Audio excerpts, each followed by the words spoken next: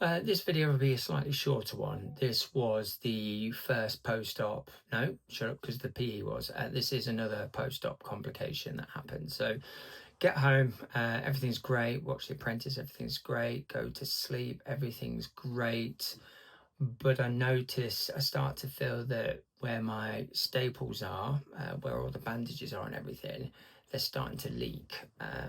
It all started to seep out from the bandages, and we had some spare bandages, but we didn't have enough to cover what was now happening. I was literally seeping out of the bandage. There was blood and all sorts of crap coming out of that. So it wasn't enough that we needed to go to the doctors because we had enough, the hospitals, because we had enough to get us through the night.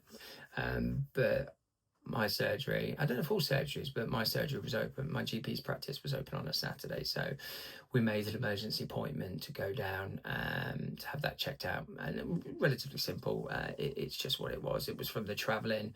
I've gone from not doing anything to getting in and out of cars, walking up and down stairs,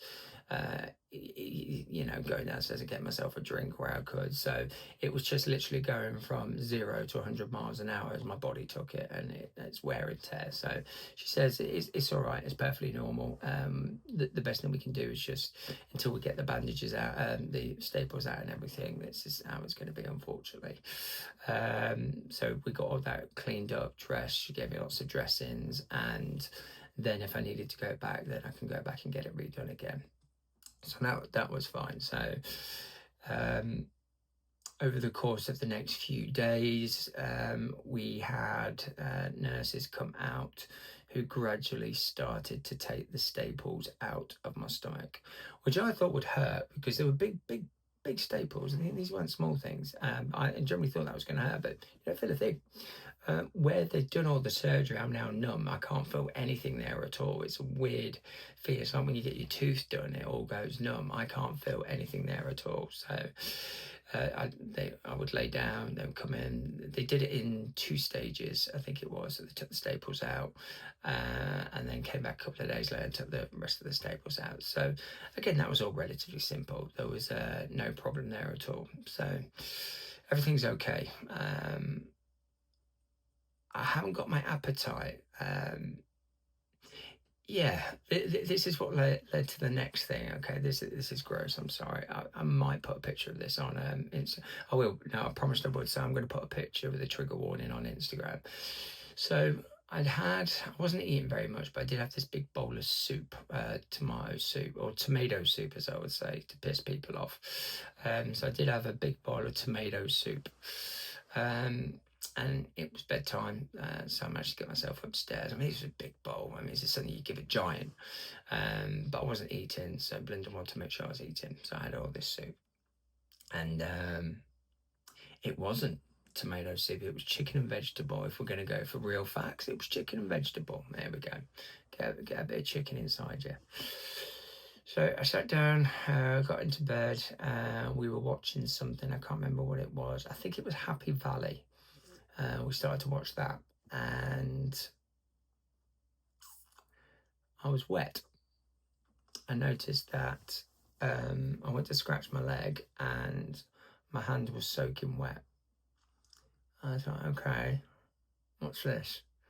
If I'm totally honest, I thought I'd had incontinence. I'd wet myself, or God forbid, the bag had broke. So I pulled my hand out. It was clear. It was like a clear, like you put your hand into water and you put it and it glistens. That's what it looked like. So there was no blood or anything. So I said to Belinda, look, something's not right. I don't think I've spilt anything down me. I need you to check. I can't maneuver to check. So she pulled my shirt up, and what had happened, my wound had split open. I am going to put a picture on on Instagram. My wound had split open, so all the clear liquid that was in there had spilt out everywhere. I mean, I was absolutely soaked again. I keep wetting the bed. So all the plasma, I think it's got, I don't know what the hell it was, whatever that clear liquid was where my wound was, my wound had split red sat down. I hadn't noticed there was no pain. I would never have known if I'd not gone to scratch my leg, but it's spilt absolutely everywhere. Bedclothes are wet, my pajamas are wet, everything's soaking wet, so I have to get changed again. Gone through all my night clothes at this point. But yeah, I got blinded. She winced. She went, "Oh my God, oh my God." So she took a picture of it and then showed me, and then I'm, oh my God. So we called 911 and they said, okay, well, look, there's no blood, so go to the GPs tomorrow and then get it checked out. And we don't think it's anything to worry about. We've had this type of call before. So go to the GP, get it checked out. So we did. We went to the GP. He said, yeah, it can happen. Have you just had your stitches taken out or staples taken out? I said, yeah, just a couple of days ago. She said, that's what it is. It's not fully held together yet. So when you've moved or maybe you've ate too much, it's caused it to split, basically. But we're going to pack it for you, and that really is the best solution in this case. It's just to pack it, and then eventually it'll regrow and body will grow out and then stitch itself back together. So it's not uncommon, but it's quite scary to go through. So yeah, telling me. So yeah, that was that. That was the first thing. I said, okay, well, we've gone through that. What else can now happen? We'll go into another video.